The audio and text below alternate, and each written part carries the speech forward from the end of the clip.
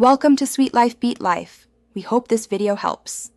You start by opening YouTube Studio and going to your videos list. Find the video and click Subtitles. Once there, select the language track and decide whether to edit auto-generated captions or upload a file. You should export the auto captions if you plan offline edits, because working in a text editor is faster for bulk fixes. Make sure to keep the original timing layer, don't delete it yet, so you can re-import timings after text corrections. Now you edit the text for clarity and accuracy. Correct punctuation, add speaker labels, and remove filler words that clutter reading.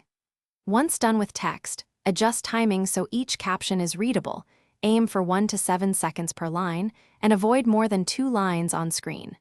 Use the YouTube editor for quick trims or export to EJSub for waveform-based precision, then re-import. Make sure to preview with the video and iterate until speech and captions match naturally. Finish by exporting your corrected file as SRT or VTT and verify UTF-8 encoding so characters display correctly. Upload the file in the Subtitles tab and set it as the default track if you replaced auto captions. Once uploaded, scrub the video to confirm sync and readability on different devices. If captions are out of sync, check frame rate mismatches or accidental timecode shifts. Re-export with the original timing base and re-upload. This usually resolves persistent drift. Thanks for watching. Consider subscribing if we helped you.